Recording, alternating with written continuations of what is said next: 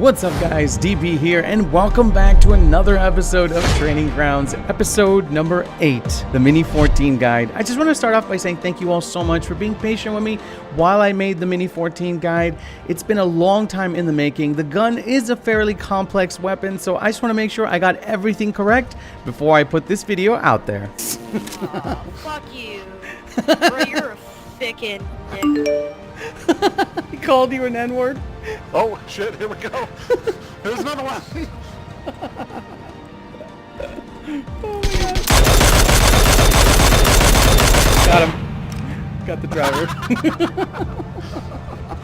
Oh god. There's boxes. There's a lot that we're gonna have to cover in this guide, including a lot of comparisons. This weapon is versatile, and when I say versatile, it is a gestalt of all kinds of situations and functions and activities. How you use it is entirely up to you. I'm just here to show you the facts and encompass all the meaniness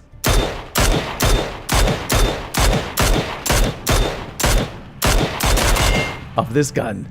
Now, the Mini 14 was first introduced by Ruger & Company back in 1973.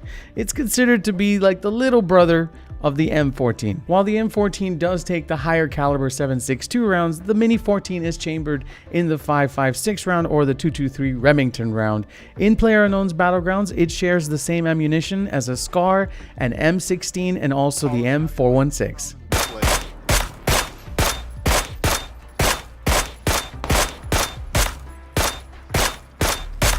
Got them both? Both the M249 and the Mini share a same base damage of 44. While the M249 is of course the LMG in PLAYERUNKNOWN'S Battlegrounds, it's a crate-only gun. The Mini, however, can be found anywhere in the world, and I think that's the best part about this gun, is that you don't have to risk your life at a crate to find it. You got it right.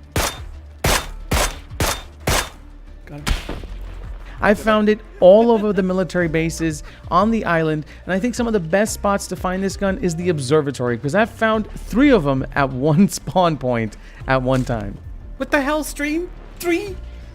Just got 3! This is voodoo! Voodoo! The gun does come with 3 basic attachments. Of course, you've got your upper rail attachments, which are the scopes, and it can go all the way up to a ×15. You've also got the option for a muzzle attachment, a compensator, a suppressor, or even a flash hider. And last but not least, you've got the magazine attachments, where you can take your 20-round regular magazine all the way up to a 30-round with a quick draw extended. He's dead.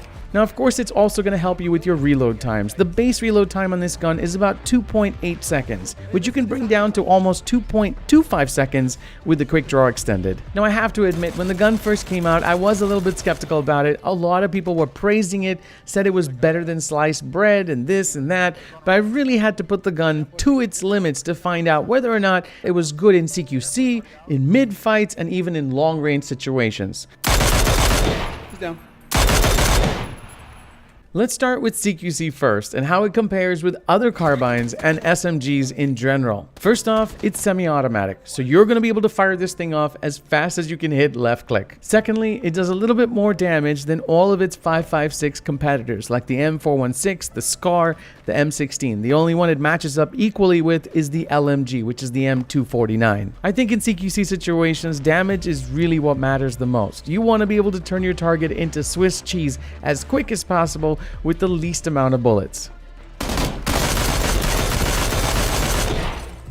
I've actually had the opportunity to play and won many rounds with the Mini 14 as my primary weapon, and maybe a Kar 98 or an SKS or a DMR as my secondary long-range rifle. And that's exactly what I mean when I say versatile. I have to admit, the recoil is manageable in those situations. However, the rate of fire just does not match up to an UMP or an M416 or even a SCAR. I'm sorry to say this, guys, but this gun is good. It's great. It's an all-round, all-purpose, good DMR, but you're not going to be able to beat an UMP or a vector in under 50 meters, you will end up losing that fight more often than likely, or you might even come out on top, but not with a lot of health. Where this gun really shines is hitting targets over 100 meters. Now, I've done direct comparisons with the SKS, hitting targets at approximately the same distance, and that's what I kind of want to show you guys, is how many rounds you can get off with the Mini 14 compared to the SKS, the amount of recoil on both guns, hitting a target at approximately the same distance with the same type of scope. I don't see him. Oh, he's popped up. He's dead. Now, that was approximately 1.53 seconds from start to finish, where the target was a little bit less than 100 meters with a ×4 scope and an SKS. Now, let's see how well the Mini does with the target a little bit further back, more than 100 meters, and the same scope. My guy's down. Rocked him so hard with an ACOG. As you guys saw, the 4th shot wasn't even required, but having a target a little bit more than 100 meters, the Mini with 3 shots tops out at 1.27 seconds, which is much better. And when you're fighting opponents that are really, really good, I think that milliseconds make the difference between winning and losing. Another one on the road? Yep.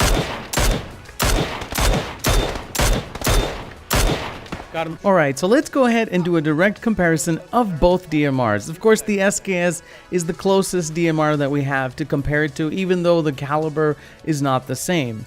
But maybe this comparison will actually help you guys decide in which gun is going to serve you, or which DMR is going to serve you best. Now, the first positive that we have for both guns is obviously they are non-crate guns and they can be found anywhere in the world, which is amazing because we don't have to risk anything to actually get these guns. Number 2, let's talk about muzzle velocity, aka bullet speeds. Now, the SKS does top off at 800 meters per second approximately, and the Mini 14 definitely has the upper hand on this round at 990 meters per second, which means that with the Mini 14, you're not going to have to lead as much as you would with an SKS. The further your target is with the SKS, the more you're going to have to lead your shots. All right, let's talk about rounds per minute. I'll be honest with you, the Mini 14 is way better than advertised in this department. At 750 rounds per minute, it is way better, I would say, than the SKS 660. Also, the ammo capacity should be a big factor in which DMR you pick. Let's face it, guys, the SKS doesn't give you much to work with just 10 rounds, unless you've got an extended mag and you can bump that up to 20.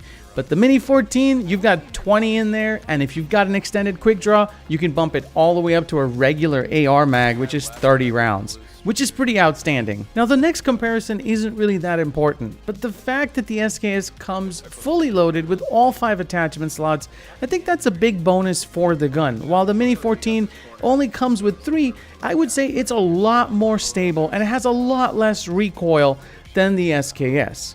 Granted, it's a 5.56, the caliber that it shoots is not as heavy as the 7.62, but the Mini is just way better when it comes to stability with just 3 attachments, a lot less recoil than the SKS. And last but not least, the base damage. 55 versus 44. Are the 11 points worth picking an SKS over a Mini 14?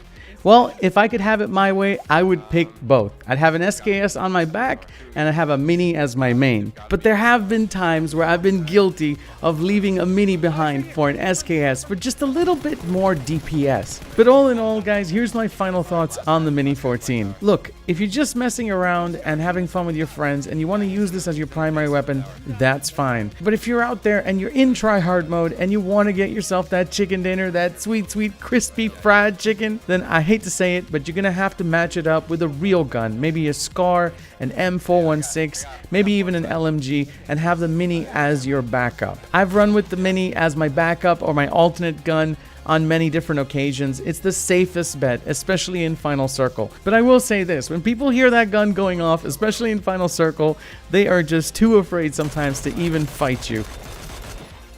Player help. No, he's lower. He's Lower, I know. Okay, just making sure. Okay, circle's coming. Good. What He's a dead. coward. What a coward. I hit him twice. What a coward. He's not gonna fight us. What a coward.